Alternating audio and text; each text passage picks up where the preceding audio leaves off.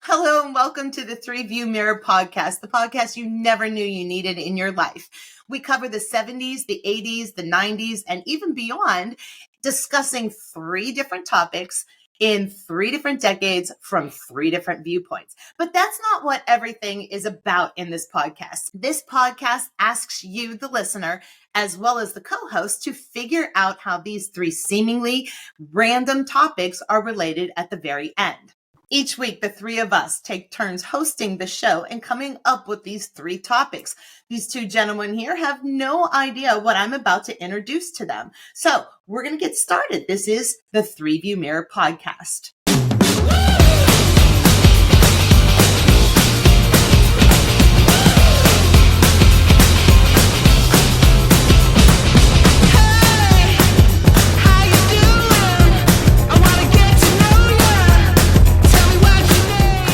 Gentlemen, before we begin, I am Rochelle O'Black, and I am better known as GenX Chelle across my social media accounts, where you can always get in contact with me for a little bit of GenX humor. My name is John Cotredes. I am also known as GenX Jono across my social media platforms, where we discuss all things related to Generation X. And I'm Chris Clues, better known as Chris Clues. I am a keynote speaker and author that talks about and writes about the work and life lessons that we can learn from 80s pop culture, the greatest decade ever for pop culture. Gentlemen, I have three amazing topics. They are Kiefer Sutherland, Dear Abby, and Sarah Connor. Which you have to say it that way, right? Sarah Connor. So Kiefer Sutherland, Dear Abby, Sarah Connor. We're going to start off with Kiefer Sutherland and start talking about an icon, in my opinion, of television and movies. I first started to notice him. You probably guessed the movie where I really started to have a deep attraction to Kiefer Sutherland. Can you guess? The Lost Boys. Absolutely. Absolutely. Yeah. Thoughts on Kiefer Sutherland? Iconic. I loved The Lost Boys. I often make fun of the fact that I love the connection between Peter Pan's Lost Boys and the Vampire Lost Boys, because they all stayed young forever. And I take a third jump to that and say that those of us 70s and 80s Gen X kids are also an iteration of Lost Boys and girls, because we're never going to grow up. One of the best 80s movies where I rooted for the bad guys almost all the way through the movie. I rooted for Kiefer Sutherland and the vampires. And the whole thing, that ensemble cast, I mean, we have Jason Patric and we have the two Coreys. It was an amazing cast of people. And it was a time in my life when I actually wanted to make sure I wanted fangs. It was the coolest. It was so cool. You almost wanted fangs. Yeah. I mean, for me, just like you with Kiefer Sutherland, for me, it was the huge crush on Jamie Gertz, who played Star. And just that scene where, she gets on the back of the motorcycle with Kiefer Sutherland. They both turn towards Jason Patric. I mean, it's one of my favorite movies as well. It is, I think, the best vampire movie of all time. We could have that discussion. I can tell you it's definitely not Twilight for those of you that watch vampire movies. But great soundtrack, as 80s movies tended to have. Incredible soundtrack. And just all around phenomenal movie. And I want to mention the Frog Brothers real quick, because, these were two kids working in their comic book store, their parents' comic book store, maybe 150 pounds soaking wet combined, wearing their army surplus stuff, thinking they're tough guys. And literally they saved the day. And I think that was a really interesting turn in 80s movies, where we saw these characters that we didn't expect to be the protagonist or the ones who were going to save the town or the world or the city. And yet these two actually did. Goonies was another one. It put us in the movie. It was real easy for me to see myself as the Frog. I mean, I always say there was a reason why there was Batman and Robin in the comic book. As nonsensical as it was to have a 12-year-old sidekick fighting crime, it put the kids in the comic book so that we could imagine ourselves in the action. And for me, that's what some of these 80s movies did, when it was no longer just about the cool kids. It was about the nerds. It was about the dorks. It was about the everyman. And that really made me feel like, okay, in my imagination, in my appreciation of the movie, I got to see myself in it. And I And mean, I'm a here's a fun huge little comic fact. book dork on top of it. So having them as part of comic book, owning a comic shop was that much better. Just a comic book dork, not just a plain dork, just a I'll leave that for the listeners to decide. Here's a fun fact though. Kiefer Sutherland actually auditioned for the role of Robin, because you mentioned Batman and Robin. He actually auditioned for the role of Robin in Michael Keaton's version of Batman. But as you know, John's got a very confused look on his face. Why don't we see him there? Because there was no Robin. Got in that it. movie. Okay. Another cool fact, just throwing facts out at you here. He actually auditioned for Johnny Depp's role in Nightmare on Elm Street. He was like a front runner to get the infamous bed swallowing bloody bed scene in Nightmare on Elm Street. Oh. So I can't imagine it with anybody but Johnny Depp personally.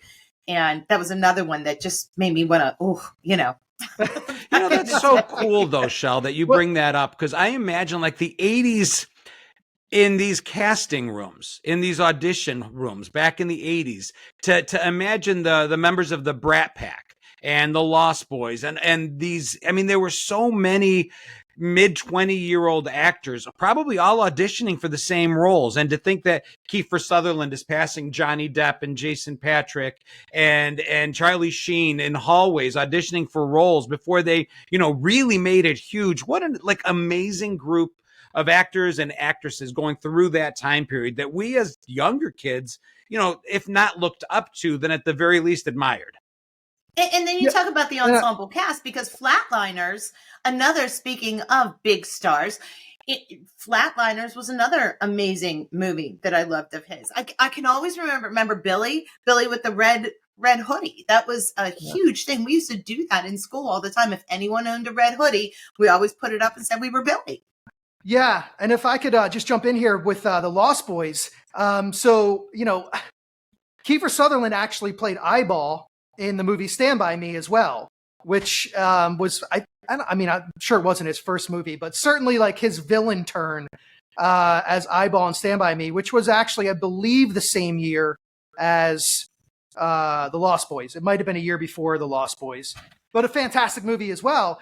And, when we talk about the 80s and Kiefer Sutherland and 80s movies, I mean, the 80s was the only time you were ever going to see that scene in The Lost Boys where you have this massive shirtless guy sweating his ass off, playing the saxophone with flames going everywhere, and then vampires flying above the entire concert. I mean, I just don't know where else you would ever see a scene like that. There was so much going on, and it was amazing, and it worked, but it could never work in any other time, I don't think. Well, here's a fanfic connection for you. There have been some things that I've read on like Reddit and in the dark halls of the internet that speak of the train trestle that was in Lost Boys, and they're hanging underneath the train trestle as the train goes over. Iconic scene, right? Because that's when they fall and to reveal themselves as they are. There's also an iconic train trestle scene in Stand By Me with the train coming over. So what if Eyeball is the same character, but because he's a vampire, he stops aging and goes all the way from the 50s into the 80s as the same character, but now a vampire in the 80s, and it's the same train trestle. Awesome. That is mind-blowing. I mean, that's... I think you need to lay off the internet a little bit, John, just maybe... That's amazing. That's an amazing concept, though. I love the idea. I mean, think about it. The actor, the character, the way he played both roles. I mean, I love hidden potential connections between movies we watched. And I'm a big believer in the author loses control over his work once he puts it out there. Now it belongs to all of us, so we can imagine whatever the heck we want. And I will not lay off the internet. Thank you so much, Chelle. I like it just the way it is. And, you'd be remiss not to mention Kiefer, 24, of course, with Kiefer Sutherland. If we're talking about Kiefer Sutherland, Jack Bauer is a classic. I mean, arguably one of the most iconic television characters in the top 20 television characters of all time. The impact that show had in terms of how television was delivered to us. And it was awesome. And he was awesome. Yeah, 24 hours of time. It was something new for the time being. And I like how Kiefer Sutherland actually went from, bad boy in this movie to serious role in another movie to, like in Flatliners, he a redemption character. And I love it. And then of course he was part of the Renegades of Young Guns, of course. Did you see the size of that chicken? I love that.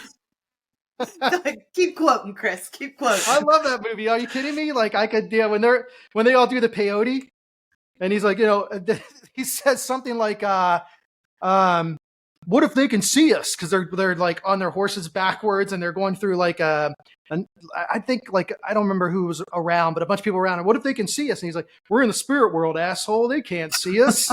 And another amazing soundtrack, right? The Young Guns soundtrack, Renegades Mount Up, just soundtrack after I don't know that kids today can understand the importance of what a soundtrack was, because they can put together their own music on a playlist and it still costs them the $9.99 a month or $19, whatever their Spotify membership is, whatever their Amazon Music, Apple Music membership is. It doesn't matter. But for us, it was an opportunity to buy one cassette, one CD, one album, and listen to all these different artists and try them on for size. And it was just, we stated almost every episode because it comes up, because it was so pivotal to us. It was like someone made a mixtape for us and we were able to go buy it. And Chris always says that people vied for that. Chris, tell our audience, if this is their first time here, what happened with music in the 80s. Yeah, and I wanted to mention the Regulators Mount Up. That ended up on Nate Dogg and Warren G's song Regulate. So it had a life of its own after that. But the 80s movie soundtracks, that was one of the very few places that musicians could get their music out, extend a revenue stream, a different type of revenue stream besides the concerts, and people basically buying their albums or their cassettes or CDs in the store. They didn't have the avenues that they have today. And so they were all vying to be on those soundtracks. In fact, just today, we're recording this on November 6th. So let's see, 36 years ago today, arguably the greatest soundtrack of all time came out, which was the Lesson Zero soundtrack. Lesson Zero, very dark, disturbing movie, good one nonetheless. But the soundtrack, when you talk about that, Chelle, Public Enemy, LL Cool J, Slayer, the Bangles, Roy Orbison, Joan Jett and the Blackhearts, Poison. I could keep going. Soundtrack? Aerosmith, Jimi Hendrix, The Doors, all on one soundtrack. Oh my God. I agree with him. One of the best, only one artist missing that would have completely made it like the most iconic soundtrack in the history of the world. But Bette Midler must have been on another project at the time. For once, I get to beat you there. I have to look that one up. This was a movie? I don't know the movie. You've never seen Less Than Zero? No. Who's in it? Maybe Robert Downey Jr., James Spader, Jamie Gertz. It's the same guy who wrote American Psycho, just to give you an idea of how dark it might be. Different story, of course, but Bret Easton Ellis wrote the book. And but yeah, to your point, the soundtracks. I don't know that it'll ever happen like that again. I just listed off maybe 2/3 of the artists that were on that soundtrack. It's amazing to me, though, we go back and we think of all the movies that we've seen. Some movies stand out to us, and then some movies we're just like, I didn't see it. I probably never will. And, they, for whatever reason, we skipped over them. And that's obviously one that I skipped over. And The Princess Bride. So, I know collectively these two are shaking their heads at me because I have not seen the movie. You wounded me. That 6 episodes in. I have no words. You hurt my heart. It is in the words of The Princess Bride. It's inconceivable that you have not seen The Princess Bride. I'll leave my GenX card on the table on the way out. But we all have one of those movies. For me, it's Fast Times at Ridgemont High.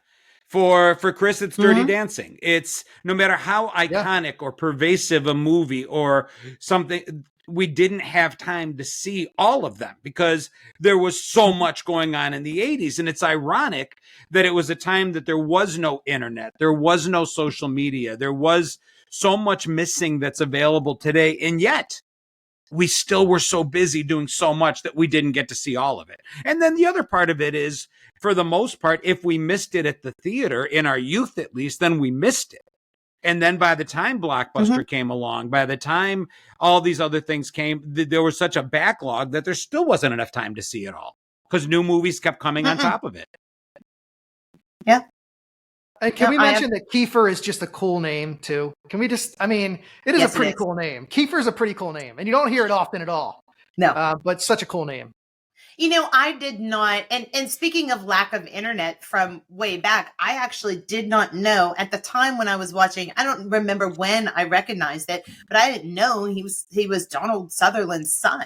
Because if you think about, you know, it's not like you could get into the S-level encyclopedia here and say, okay, let's look up Kiefer Sutherland. Today, we have that 24-hour access to the Hollywood star information. But if you didn't see it on a magazine or something somewhere, maybe you didn't know this until years later. I don't know when I knew it, but it took me years to know that.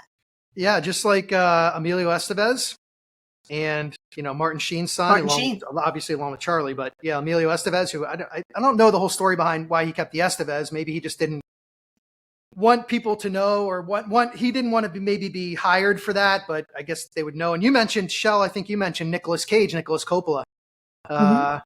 Earlier as well, you know, in another episode with Fast Times. So I do want to say, though, I love the thing that I love, so many things I love about Kiefer Sutherland, but one of the things that I love about him is that he's still out there today, still making, he crossed over into TV and making for 24. But even what's the one of the show where he becomes the president? Just recently, it was on and moved over to streaming. I know what you're talking about. Designated Survivor. So, it's kind of 24-ish, but later on in life, right? He's older, but still out there, still making movies, still relevant, and still cool. Very cool. He's very cool. Yeah. And he's actually a Gen Xer. He's born in 1966, so he is technically a Gen Xer. That explains it. I mean, let's get him on the show. That gives him the cool factor times 10, right? Times 10. That's right. Times a million. Times infinity. Agreed. And beyond. And he worked with Julia Roberts. Did they ever date? I feel like all those stars dated at one point. Him and Julia dated for a while, didn't they? I believe they did. Also makes him cool. I mean, I'm not up in his personal life, although I would have liked to have been all up in his personal life at the time, but I wasn't. He didn't choose Julia over me. Let's put it that way. So. All right, so we talked about Kiefer Sutherland here, and as an icon of 80s movies and into the 90s and into today. I mean, he's enduring. And speaking of enduring, there was another enduring thing that was Dear Abby. And it's a crazy thing here, but we're going to go backwards in time just a little bit. But Dear Abby was a column that began in 1956, of course, in newspapers, which we all know have somewhat gone by the wayside, which we could talk about that in a minute. But Dear Abby was a staple even all the way through the 70s, the 80s. And I can remember reading it. So although it started earlier, did either of you ever hear about or talk about anything with Dear Abby? John? I remember growing up, my parents had a diner. And like after school, a lot of times, if we didn't go home and run unwatched, unsupervised, unrestricted through the neighborhoods, we would meet my parents at the restaurant, grab bite to eat after school. And I just remember, if the restaurant was busy and we were young, they'd sit us at the counter, throw the newspaper in front of us, and predominantly it'd be the funny section, right? That would be the section of the newspaper we would read as kids while eating. And that's where Ann Landers and Abby were. It was that classified section of the paper. So I just remember being done reading the funny pages and being like, well, what else is there to read? So you just kept reading. And Ann Landers, which was very much a Dear Abby type column, was there. And I did. As a really young kid, I read it just because it was kind of like reading the back of the cereal box. It's what I had in front of me while I was eating. So I just kept reading. So I definitely remember it. 8, 9 years old reading those columns. Yeah, I did as well. What is interesting for me is that it was the reason that I kind of started reading a little bit of Dear Abby was because my parents split when I was 11 or 12 maybe. And so much of, Dear Abby was about the relationships between parents and kids. And she did talk a lot about divorce because that is something that was prevalent in the 80s and I think exploded in the 80s. I mean, so many of us came from broken homes. They call them broken homes, but honestly, there were broken homes and then there were parents who split up but stayed in their kids' lives. And so regardless, it was a difficult time and it's tough because you're a kid and the only people you've ever known that had a loving relationship were your parents. And when they don't love each other anymore, it's hard to grasp that concept of, well, wait a minute, how come this happened? Is it my fault? Did I do something? And so Dear Abby was an opportunity for kids like me to read some of those letters sometimes where she talked about that and she was very open and honest about it. And it was something that was new. Divorce wasn't new, but it was new in the scope. And it was also new in terms of, kids trying to deal with it in the 80s and having difficulties with it. And I brought it up too because there's a reaching out thing that a lot of us needed to do. I think people have always needed to reach out to each other. And this gave people a way to reach out in anonymity without necessarily airing all of their dirty laundry to everyone else. And I can remember thinking, I wish I had something like that to be able to do. To write to someone and it was anonymous and it was just going to be published like that, because that advice, think about today, we go to Reddit, we go to online forums and we say, hey, what should, well, I don't know, maybe Chris and John do it, but I don't. I'm obviously just, I read it. I don't put my stuff out there. Well, aside from the, millions of people that watch us across social media every month, I guess there is that. But what's cool? 2 things. You mentioned the anonymity. I love the names. Lonely in Ohio, Confused in Connecticut. Like there were always these names, that they ended with. And that was kind of cool. And the second thing was, I remember being a middle schooler and I was dorky enough that I was on our school paper. And we copied the whole Dear Abby thing in middle school papers across the country, where we would have kids write in, their relationship woes or whatever. And there would be somebody on our school school paper that answered them. So I don't know if anybody else's paper did that, but we had like the Cougar Chronicles because our school mascot was the Cougars. And there would be that section, Ask Annie, ask Jenny, ask Robin, whatever the person's name was. I think the Cougar Chronicles would be a very different read today. Oh, dude. You should have saved one of those. Those would have been amazing to see, and probably on a Ditto machine. It was have one. mascot. I actually have a digital copy somewhere because my 8th grade teacher found me on Facebook and sent me a movie review that I did on Tootsie.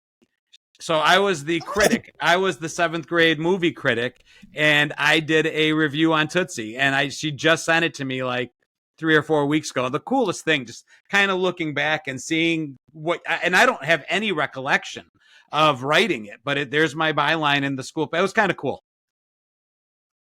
And how did you rate Tootsie? As one of your enjoyed it immensely. Again? 2 thumbs up. Yeah. 2 snaps in a circle. Yeah, I love Tootsie as well.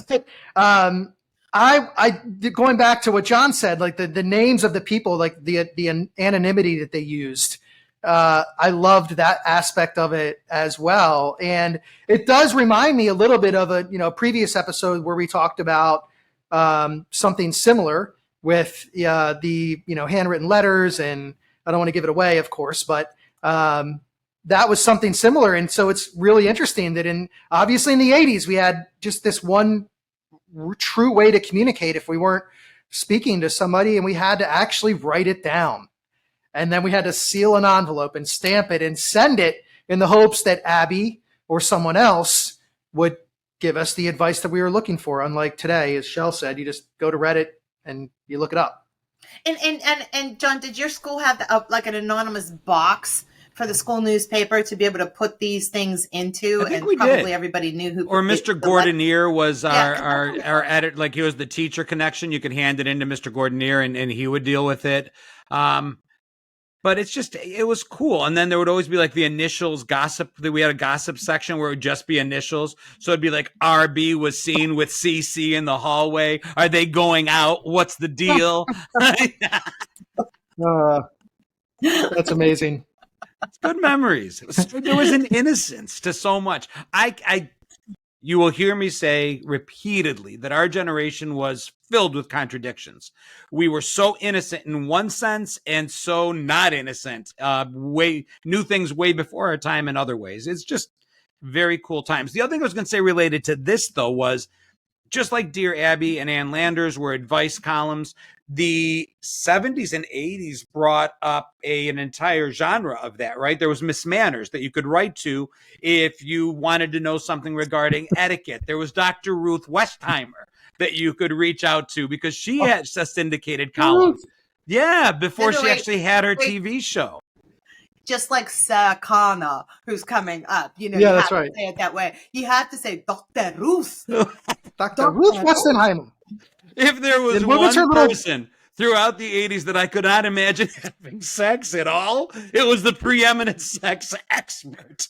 She was like 4'2" and 170 years old, and she was going on television talking about sex. And now I'm like 142. She was probably 40.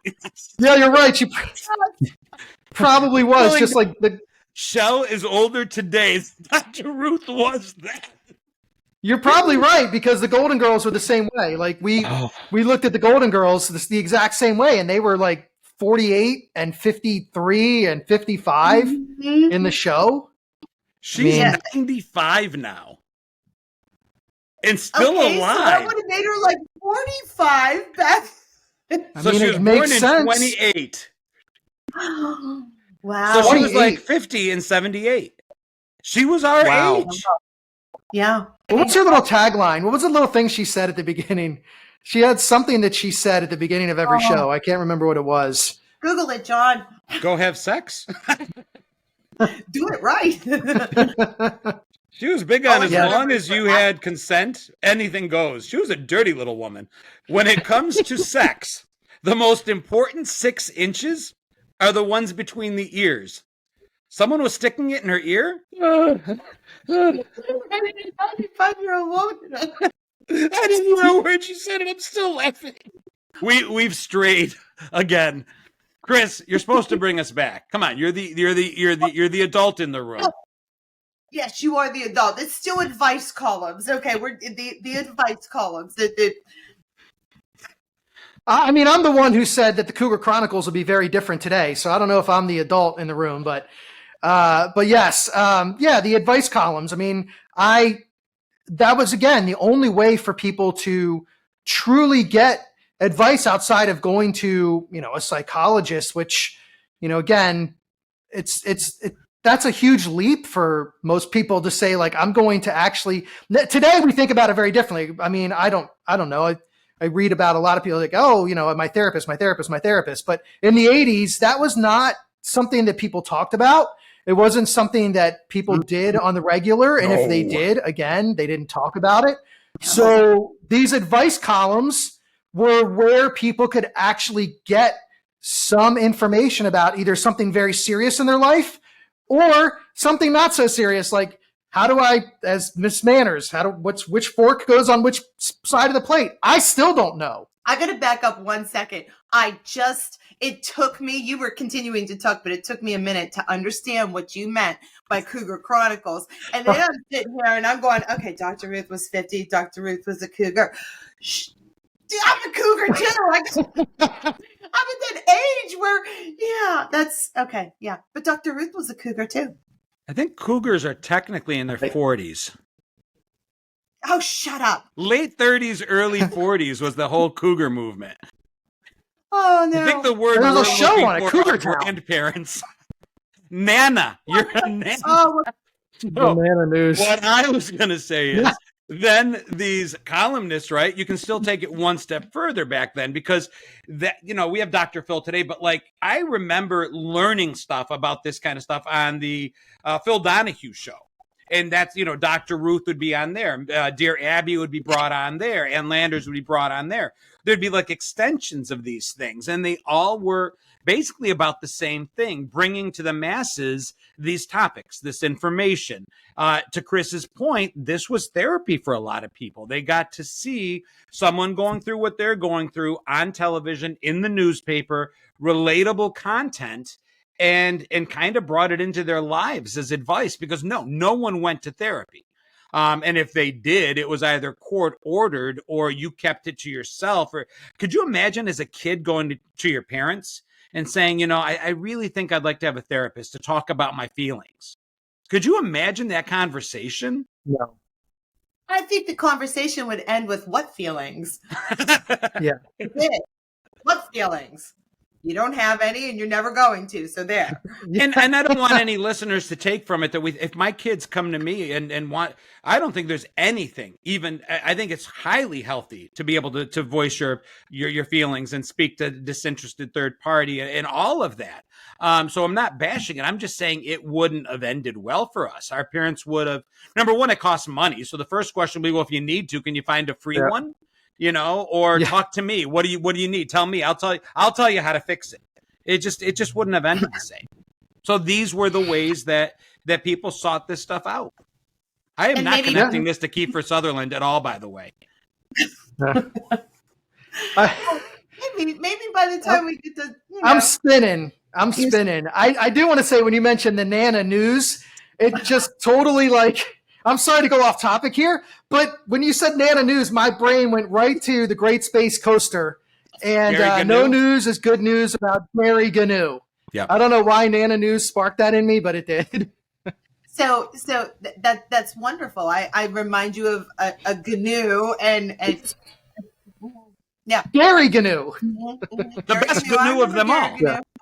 I do want to say, though, based on the talking about Dear Abby, that as I look back too, what's really interesting is that some of the children's shows, as subtle as it was, they were also kind of helping kids with things as well. So when we think about Sesame Street and the Electric Company, if you remember that one, and some of the other ones where the characters really, I remember Big Bird and Oscar the Grouch and Bert and Ernie and all these great characters, but I also remember now looking back that they were also helping to guide us a little bit and kind of try to, there were situations that they were in that, it was fun, of course, and they did it in a fun way. Even believe it or not, the Muppets, to a certain extent, were helping us and providing us with advice. And I think that's one thing that I really am glad about from my youth, is that these shows were there to help us through some of these situations that, to John's point or to Chelle's point, if we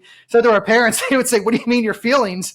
You were actually getting that a little bit from these characters that, didn't exist. They existed to us, of course, but. Well, you can go one step further. The cartoons, the last 3 minutes of G.I. Joe, the Super Friends, He-Man was always teaching us about the lesson. And, this is the moral. This is what you need to take away from the story. Letters from kids. Jamie writes in and says, "What do I do if my friend no longer wants to be my friend?" I remember this being pervasive back then and going through so many different shows, but letters from viewers asking for advice. I can't come up with specific examples in my head right now, but I know it was a thing. And to end off this segment, as a Gen Xer, you've obviously been given good and bad advice in your lifetime. And just segueing off of Dear Abby here, can you think of the worst or best piece of life advice you had ever gotten in your life so far? Or maybe when you were younger? I'll say the worst advice I ever got that I choose to freely ignore to this day is act your age. Didn't act our age when we were young. Refuse to act my age now. I'll act the way the moment in time dictates I need to. But, that was something we were told, I think, a lot growing up, is for good and for bad. When our parents wanted us to do something we didn't want to do to be responsible, it was act your age, and they aged us up. But when we asked for permission to go and do something, they would say no and act your age, and they'd age us down. It was always a constant. Never grow up with the Toys R Us generation. Brings us back to Right. the Lost Boys. Yeah, that's right. A good piece of advice, if I had kids, that I would give them is, and it's a little cliche these days because a lot of people talk about Robert Frost and the two paths that diverge in the wood, and I'll take the one less traveled. And I think sometimes that's important to remember, especially for kids today, that it's okay to take that path less traveled. In fact, it's a good thing. If everybody's going this way, it doesn't always mean that you have to do that. We used to say, somebody jumped off a bridge. Would you jump off it too? Or jumped off a cliff. And so I think it's important to remember that path that's less traveled sometimes is the best path. And, sometimes you're going to take it and you're going to realize, oh, maybe I need to get over here a little bit. But especially as a kid, just take that road less traveled. You'll learn a lot more from it. Yeah, and I would add to that to some of these kids. Like sometimes I tell my daughter, take the road that's more traveled sometimes too. It seems like young people today seem to always want to take the road less traveled, the harder choice. I'm like, just take it easy once in a while. It's okay. And for me, my advice came from my grandmother when I was very young because it was the farm life. My grandmother and grandfather were farmers, dairy farmers. And her advice was if you don't ever want to end up doing something for the rest of your life, don't learn how to do it in the first place. And specifically, she was referring to things like grass mowing and, caretaking things like that happen to be around the farm. She gave me this life advice when I was younger. And I thought to myself, that was a wise woman. Unfortunately, I did learn to mow the grass. And now, guess what? It's part of my job. And that's the plausible deniability, I think, is what she was telling you. I'm just envisioning that advice could mean a whole different thing if Dr. Ruth was the one to give it. John, your mind just goes off in that direction. Okay, so we talked about Kiefer Sutherland. We talked about, Dr. Ruth a lot, but it was Dear Abby. And now we're moving on to Sarah Connor. And I always say it like that because back when the movie came out and Arnold Schwarzenegger in The Terminator, in his voice, it isn't a let's pick on this, make fun of this kind of a way. It was just his voice was absolutely iconic to the movie. And all we ever said when we were younger was, have you seen Sarah Connor? So the Terminator, Sarah Connor, Linda Hamilton is basically the topic. Yeah, I always remember my friends and I always used to say when he walked into the gun shop, Uzi 9mm with laser sighting. And the guy's like, just what you see really here, good. Thanks. Hey, serious props. I'll give you that. That was good. Throw me some, I'll be back. Well, there's decades of practice. I'll be back. Really? I don't know. I mean, my Forrest Gump might be a little better than my Arnold Schwarzenegger, but yeah. John does his mother really well. Whose mother? John, I said John my mother. Does his mother really well. The only other thing I was going to say about the advice thing was my mother's advice, and I was going to do it in her voice, but I'm going to save that for a future episode. So Linda Hamilton you mentioned and Sarah Connor. I mean, The Terminator. It's one of those movies that when we think about where we are today in 2023 and the foresight of some of the people who were making the movies back then, because I've talked about in the past the movie War Games and Joshua and The Terminator, the same thing about AI and the dangers potentially. I mean, the time travel element was one, of course, but the dangers of artificial intelligence. But Sarah Connor, when we first saw her, didn't she have a roommate that was like on a Walkman, I think, at the beginning of the movie, right? And she gets killed, I think, and that was like kind of set the whole thing off. And then right. Sarah Connor turns from, and she's talking on you see Sarah Connor call, and she's calling her apartment to warn her roommate, and her roommate's doing something, not listening, and you see the answering machine pick up, and she's like trying to warn her roommate, and the warning falls on deaf ears, and it does not end well for her at that point in time. No. My iconic Sarah Connor moment is actually in T2. So you see her in Terminator, and she is very much the victim in need of being protected. And, Arnold Schwarzenegger's coming at her, and her son comes back in time to save her. or whoever that is that comes back to save her. I'm drawing a blank on the first movie. But Reese. my point is this. Reese. Yes. By the guy that's also in Aliens, right? Yeah. But at any rate, my whole point is the iconic Sarah Michael Biehn. Michael Biehn. So the second movie, she is jacked. And I just remember being a kid and watching and be like, holy moly, look at this transformation. Because she's like, I don't need anybody's help now. I got this. Yeah.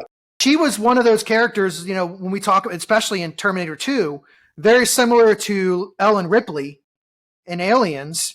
And, we talked, I talk a lot about the kind of leaders in 80s movies. And also going back to the Frog Brothers, this kind of relates to Lost Boys a little bit, because Sarah Connor in Terminator 2, to your point, John, and then we'll take Ellen Ripley as well. And then you can, Arnold Schwarzenegger, Stallone, all these characters, when we saw them on screen, we're like, yup, they could save the world.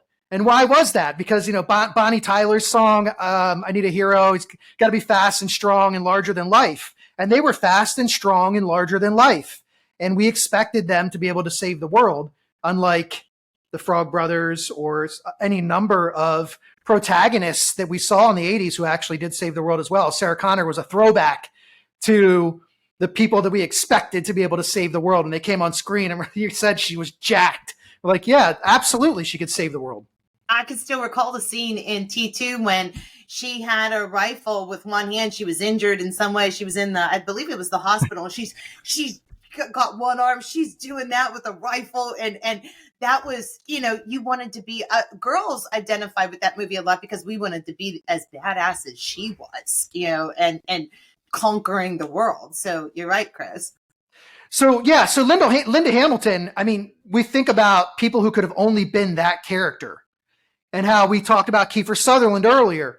Who else could have been Jack Bauer? I mean, there are other potential, but honestly, nobody could have been. And there's really no one who could have been Sarah Connor, even though there was great actresses out there who maybe could have portrayed her. No one could have actually been her. And I think that's the difference, is that Linda Hamilton is Sarah Connor. Now, and she actually, do you remember some of the other things that she did? Besides, Sarah Connor is Linda Hamilton, like you said. But do you remember some of the other movies that Linda Hamilton actually did? Or shows? There was a big show she did back in the 80s.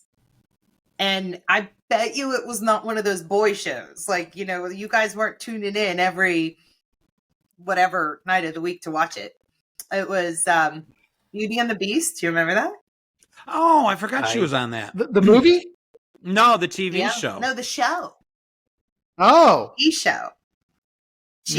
Really popular show. But to your point, I never saw an episode. The movie. This is the thing about being, I don't want to say typecast, but becoming that character to the point where, when I think of Linda Hamilton, I only think of Sarah Connor. However, she was in a movie that went under the radar in the 80s that I think is an underrated movie. Were you going to say it? Am I taking it away? I'm just excited for you to say it. I mean, hopefully it's the same one. Yeah. It's Tag, the Assassination Game. Okay. Yeah, Tag, the Assassination Game was an underrated 80s movie. For those that are listening and not watching, the disappointment that just befell Chelle's face was monumental. So excited. The anticipation of having Chris reveal it. And then it's like, yeah, no. It's the same disappointment that John had when he heard that we couldn't use Wind Beneath Our Wings for the theme song of our podcast.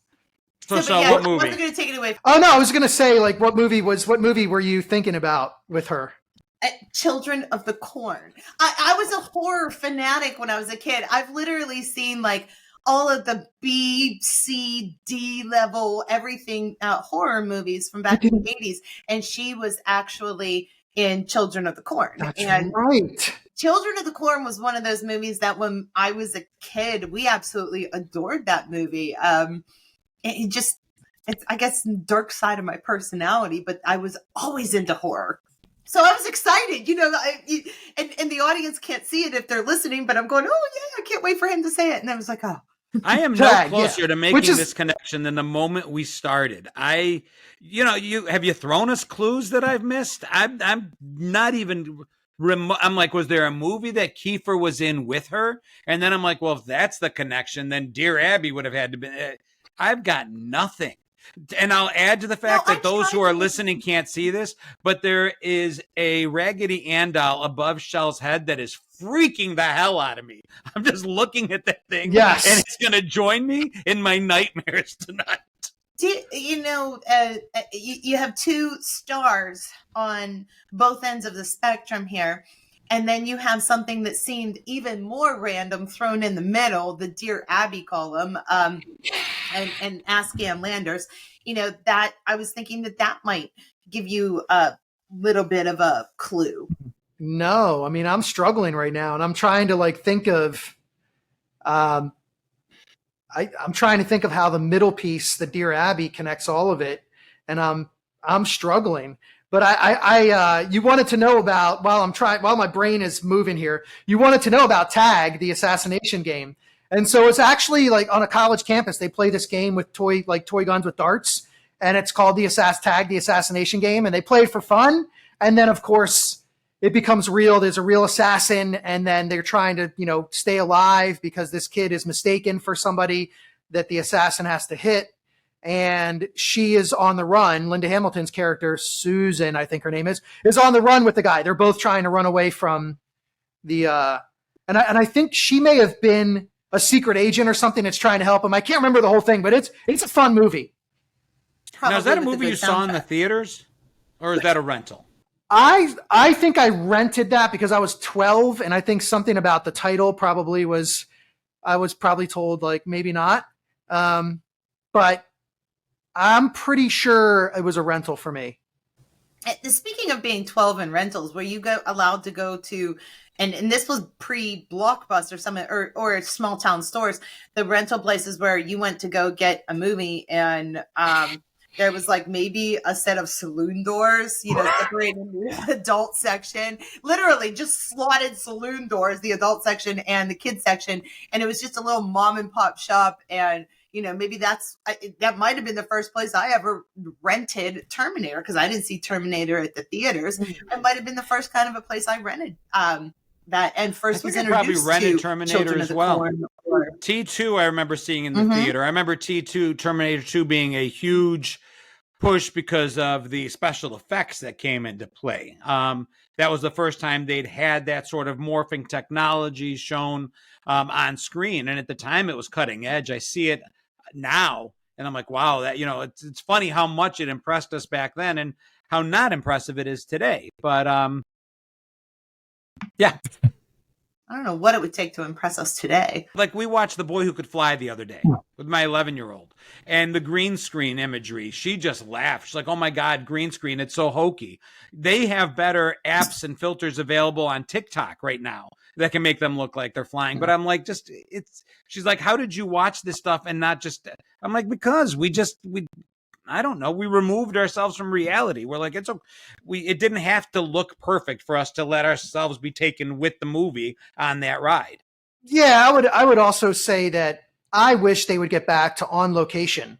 So, because the big sweeping cinematography that we used to have, which I know CGI is a thing now, but when you go back and you watch The Hobbit, or you watch Highlander, which is actually being remade, another 80s movie being remade, although it does have Henry Cavill and I like him, so maybe I'll give it a look. But these movies, that was the special effects were the cinematography. They were actually out on location showing you these places in the world that really did exist. They weren't it's nice to create something new, but some of these, there are some beautiful places on Earth that exist that are great for movie backdrops. It's just now they're spending the money on CGI. Yeah, maybe that's why Hollywood takes forever to put out a decent movie anymore. Is they're just not out there beating feet and getting the shots and putting those together. Now they're sitting there in the behind the computer putting the shots together. I mean, I'm still stuck. You're still. I'm still trying to figure. Okay. Yeah. Okay. Sometimes in an episode, I'm able to come up with a connection.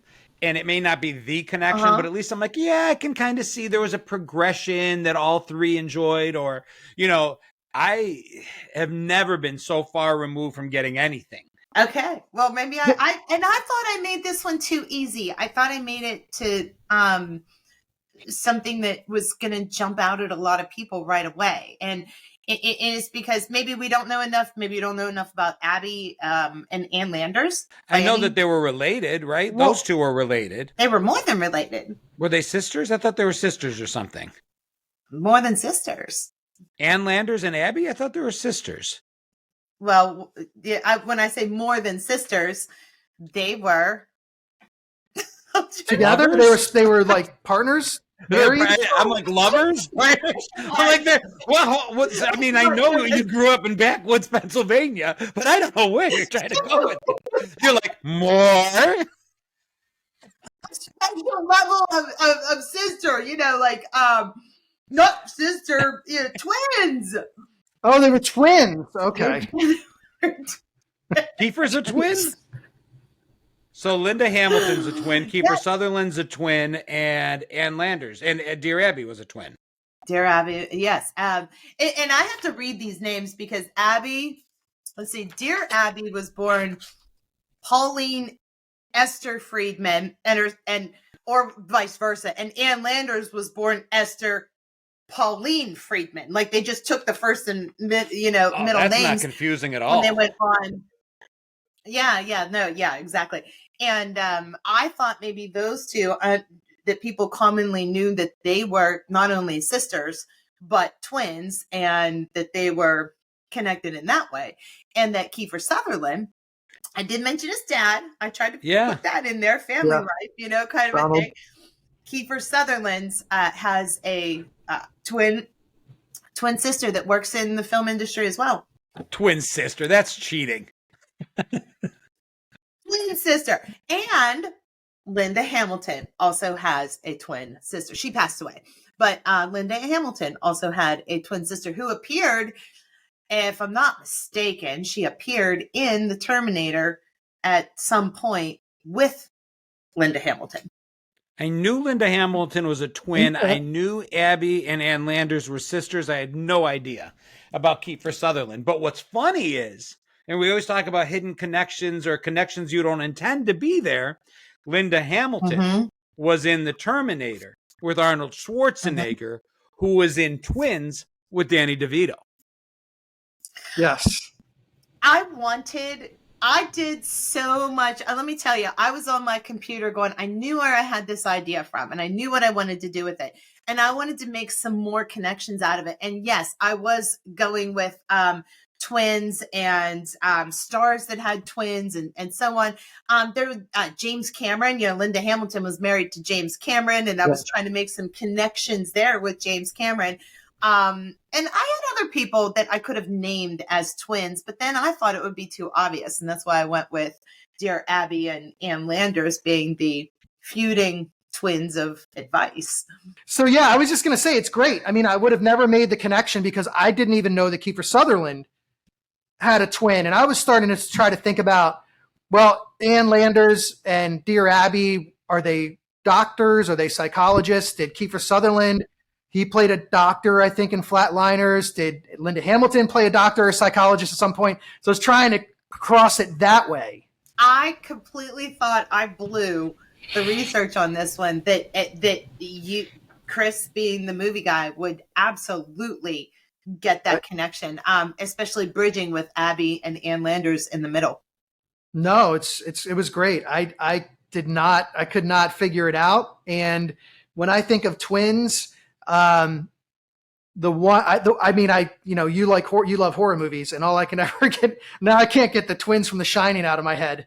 Just standing there, when Danny's riding his little big wheel around. Oh, and I almost added, I had thought about them. I had thought about Danny DeVito and Schwarzenegger in the actual Twins movie. And I just didn't want to throw it out there and everybody I got this episode, I'm moving on. And, I think people would be hard pressed to get this one, but I love the fact that we talk about Kiefer Sutherland and everything he brought to the table, and where we were able to take Dear Abby and that moment in time where we leaned on experts that lived in newspapers, and what that did and what that made our world look like. And then finally being able to end up with a moment in time that was predicted so long ago, and an AI today, like to Chris's original point.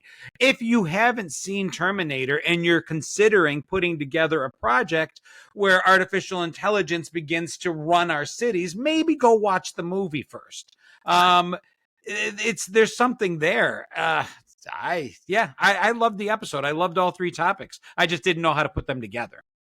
Well, and we had such wonderful discussions between these three then too. I think we were laughing and really digging down into memories of the things that affected us. And like you said, John, you really brought it together like full circle. It was a different style of a connection, but it is still a connection. Do you know what year? I mean, Terminator, the first Terminator came out. 84. 84. Yeah, I mean, we're heading on to exactly 40 years old for that movie. Yeah. And it was yesterday. It was not too long ago. Do you remember the song "Oh Mickey"? Oh Mickey, you're so fine, you blow Tony my mind. Oh Basil. Mickey, hey Mickey. Yeah. No, Tony. Do you know how old Tony Basil is? Isn't she 80 something? She's 80. 78. Yeah, no, she's 80, dude. Yeah. She turned 80 this year. Is she 80? No. She's 80. Okay, so she hit it later. Like, I mean, in terms of singers, Yeah, right? she was had to have 40 been or so 40. when she hit her song. Yeah. Yep. No, she I is wouldn't think officially she was 80. 40 She though. turned 80 about a month ago. Wow. Wait, so she was a cougar when she sang, right? So she was a cougar when she sang "Oh Mickey." Okay. She was an All older right. cougar. She was like 40. An older cougar. To go right to Dear Abby now to deal with the feelings that you have just brought up in me. Listen, I've got this "they're how old" thing that I do on my Facebook page, my TikToks, where it just was a different era. People looked different. They took care of themselves differently. I don't know. And some people are like, well, yeah, they didn't have fillers back then and Botox, but it doesn't take all that to look younger. We look younger because we dress younger, because women don't put their hair in, what do they call them, hair sets anymore. I just did a meme where Alice was like 43 on the Brady Bunch. She was in her early 40s. She was 10 years younger than I am now. I am literally Mr. Roper's age. And then I'll get people like, oh, they made him look old. They made him look old? No. That's what you're going with? No, they didn't make him look old. That's what he looked like. Mm-hmm. That was him. And the really weird thing is that when we look at longevity, they live really long lives. Most of them are into their 90s. I mean, as our generation, I know we have all the technology and medical advances, but we're also eating a lot of processed foods and all that stuff that they, will be, until we'll see. We'll see. I don't know. I don't know. I still have a grandmother, born in 1923. She's older than Dr. Ruth. Yeah. Dr. Ruth Westheimer. My mother. She said, you are on the air. That's what she said. Dr. Ruth Westheimer. She had a radio show, too. I forgot about the radio shows. Oh, that's going to be a good topic for the future. You are on the air. Yeah, on the air. Dr. Ruth Westheimer. That's, God, I'm so glad it was driving me nuts. And I was like, what did she say? Oh, she said a lot, all right. I know. Yeah. Oh, yeah. She said a lot of things. Dr. Ruth Westheimer, you're on the air. Anytime we need a voice guy, we're gonna call you up in on this. Well, I used to practice voices in front of my mirror when I was a kid. So I was I did. Do you have a pen, John? Did you write this down? Oh, no. That's forever burned in my brain. I can see it happening. All right. I would stand in front of the mirror and I would do and I got a few that I can do. I wasn't a kid with Forrest Gump, but I do my Forrest Gump when he's on the bus. Do you like that movie? I love that movie. Hated that movie. Anyway, moving on. So I'm the one who's not supposed to have a heart, and you hate Forrest Gump, which is horrible movie. the hardiest of heart movies. Stumbled his way through his entire life, just falling into success left and right. And I hated the movie. But when he's on the bus with Jenny, and she taught Matt. She was an awful human being. She taught me how to climb, and I taught her how to dangle. Dangle. Yeah, there's some that I'll reserve for another day, like E.T. and Yoda and stuff like that. But I think there's a few that I can do, but I wasn't practicing in my mirror. I was practicing other things in my mirror in my youth. You know what I mean? No. No. No. Okay, speaking. Maybe I learned it from Dr. Ruth. Kissing yourself in the mirror. You had to practice how to kiss in a mirror. You didn't? No. Okay. Well, I'll see myself out. Just remember when you have to. Just remember when you have to write Dear Abby, it's all about John having an impact on you, not me. I just sit here like You kissed yourself in the mirror. Lots of girls did that. Right? Or the back of your hand. There's a little spot right there. I'm just saying. I mean, that you could practice. So, yeah. Okay. Yeah. Okay. Don't let John fool you. John was flexing in the mirror.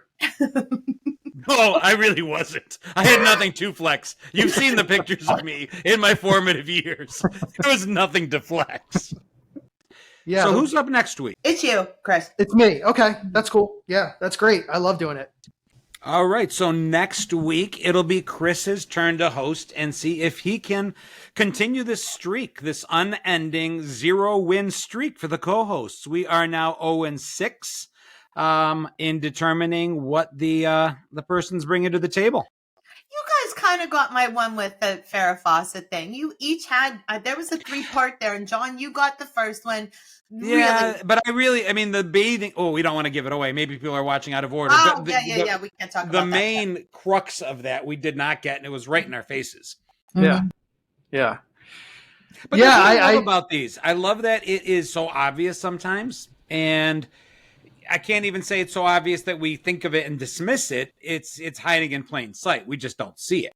And we need to tell some of the commenters, like, if you know what the connections are between this episode or any other, try not to give it away in the comment section, if you would, please. And even better, if you have an idea that you want to throw at one of us hosts, go ahead and throw us a message. Let us know what your topics and what your connections are, and maybe we'll feature you in a shout out in a future episode. All right, for all of our wonderful listeners out there, we thank you for joining us, and we hope that you will subscribe and join us each and every week. You can find us on YouTube, Spotify, Apple, anywhere that you, and Facebook and Instagram, anywhere that you would normally listen to your favorite podcasts. If you would like to sponsor 1, 2, 3, or all 4 segments of this podcast so that we can keep on bringing you the best content every single week, then please get in contact with one of us. We will leave our email in the description box and let us know. Let us know how you would like to sponsor our show. Join us next time. And until then, I'm Rochelle. I'm John Catrides. And I'm Chris Clues. See ya. Till next time. We'll see you at the movies. Stay rad, everybody.